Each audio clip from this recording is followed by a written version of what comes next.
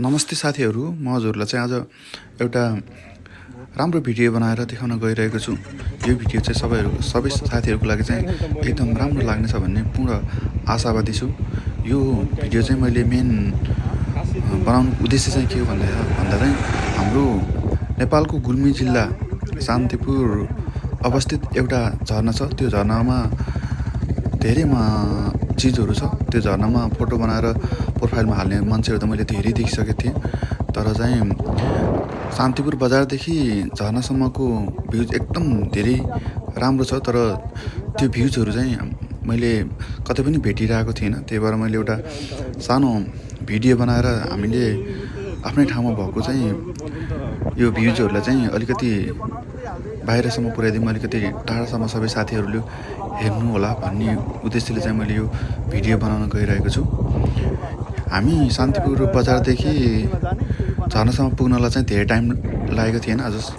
Just 5 minute 12 सेकेन्डभित्र चाहिँ हामी झरनासम्मको यात्रा बाइकमा पुरा गरेका थियौँ, त्यो पनि एकदम बिस्तारै। अनि यो बाटो चाहिँ जो हजुरहरूले देख्नुहुन्छ, यो बाटोमा जो हाम्रो क्यामेरामा भएको यो बाटो चाहिँ शान्तिपुरदेखि रूपाकोटदेखि चोरकाटे हुँदै खैरेनी रिडी हुँदै पाल्पादेखि बुटोलसम्म जाने यो पिच रोड हो। यो पिच रोड केही समयदेखि चाहिँ एकदम राम्रो भइरहेको छ। हाम्रो गुल्मी जिल्लाको यो रोड पनि धेरै राम्रो भइरहेको छ। पहिला चाहिँ हामी बाइकमा हिँड्दा पुरै अफरोड हिँड्नु पर्थ्यो, बहुत गाह्रो हुन्थ्यो। अहिले चाहिँ पिच हुँदा चाहिँ हामी बुटोलदेखि 3 घन्टामै यहाँसम्मको यात्रा गर्न सकिन्छ। अगर पाल्पा रिडीदेखि आउने हिँड्दा त्यही पनि लाग्दैन, 1-1.5 घन्टा। अलिकति स्पिड हिँड्ने राइडरहरूको लागि चाहिँ खासै टाइम चाहिँ लाग्दैन जस्तो लाग्छ मलाई। हामी चाहिँ यो 2 मिनटको समयभित्र बजारदेखिको यो 2 मिनटको समयभित्र यहाँ एउटा एकदम फेमस सुकुटीहरू पाउने अनि जे होस् एकदम राम्रो होटेल छ यहाँ चाहिँ हामीले नेपालदेखि दुबई, कतार, विदेशहरूमा पनि सुकुटी, त्यसपछि माछाहरू यहाँबाट पठाइराख्नु भएको छ यहाँको दिदीहरूले। यो अगाडिको होटेलहरू देख्न सक्नुहुन्छ। यो चाहिँ यहाँको फेमस सुकुटी घर हो। यहाँबाट चाहिँ सुकुटी खान एकदम मजा आउँछ, एकदम राम्रो बनाएर दिनुहुन्छ। तपाईँहरू टाढाबाट आउँदै हुनुहुन्छ भने यहाँ आएर एक दिन पक्का बस्नुहुनेछ भन्ने चाहिँ अपेक्षा गर्छु। अब चाहिँ मैले चाहिँ खास चाहिँ मेन चाहिँ यो रोडमा देखिने यहाँदेखि जो माथि एकदम डाँडादेखि चाहिँ आकाश छुँदै गरेको बादल, अनि यता पारिपट्टि जो म बाइकमा आइरहेको छु यसको पछाडिपट्टि पनि सेम यस्तै डाँडा देख्दाखेरि चाहिँ यस्तो राम्रो लाग्छ नि। साँच्चै नै यो ठाउँ चाहिँ एकदम प्यारो अनि एकदम भ्यू चाहिँ हेर्न लायक छ। अगर तपाईँ टाढाबाट हेर्दै हुनुहुन्छ भने तपाईँहरू चाहिँ यो अगाडिको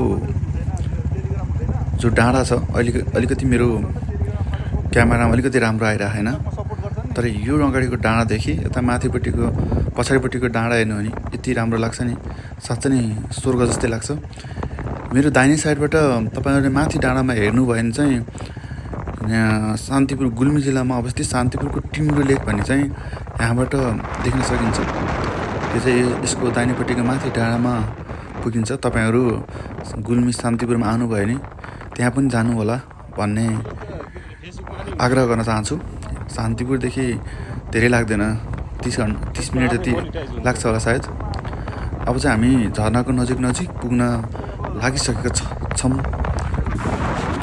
हामी चाहिँ झरनामा पुगेर त्यहाँ चाहिँ सानो खाजा खाने पसल छ, खाजा खान्छौँ। त्यसपछि झरनालाई टार्गेट गरेर 2-4वटा फोटो खिच्छौँ। त्यसपछि चाहिँ फर्किने हाम्रो सोच छ। नेपालको विकासको अवस्था अलिकति धीमी र राजनीतिक चलखेलले गर्दा यहाँको झरना पनि जति विकसित हुनुपर्ने, जति राम्रो हुनुपर्ने त्यति हुन नसकेको जानकारी चाहिँ हजुरहरूले गराउन चाहन्छु। ल हामी चाहिँ झरनाको नजिक पुगेको अवस्था छ। त हामीले सोचिरहेको थियौँ कि थोरै समय मात्र रोकेर फर्किनु पर्ला भन्ने सोचेर हामी गएको थियौँ। तर झरनामा बस्नुको मजा नै आनन्द छ। प्रकृतिसँग रमाउनु, प्रकृतिसँग बसेर गफ गर्नु, खाना खानुको मजा नै बेग्लै छ। त्यही भएर हाम्रो चाहिँ टाइम चाहिँ अलिक धेरै नै बितिरहेको थियो। त्यहाँ गएर हामीले 2-4वटा फोटो खिच्यो। त्यसपछि चाहिँ साँझ भएपछि हामी वापस फर्क्यौँ त्यहाँबाट। हजुरहरूले भिडियो हेर्नुभयो, हजुरहरूलाई धेरै धेरै धन्यवाद। पक्कै पनि यस च्यानललाई माया गरेर अगाडि बढाइदिनु हुनेछ भन्ने अपेक्षा गर्दै लाइक एन्ड सब्सक्राइब गर्न आग्रह गर्दछु। र जसले पनि भिडियो हेरेर अहिलेसम्म साथ दिनुभयो उहाँ सबैको लागि धन्यवाद भन्दै बिदा हुन चाहन्छु।